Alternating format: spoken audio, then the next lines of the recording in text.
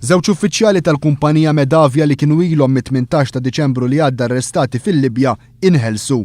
Id-Direttur Ġenerali Abdur Zeraħ Żmirli u l-Maniġer Ġenerali Abdallah Dekna ġew arrestati wara allegazzjonijiet li jgħenu lir-reġim ta' Gaddafi waqt il-gwerra ċivili is-sena l-oħra.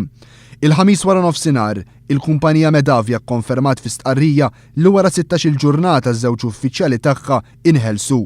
Żmirli u Dekna kienu arrestati fl-ajruport ta' Tripli eżatt qabel ma kienu se jirkbu ajruplan biex jiġu lura lejn Malta.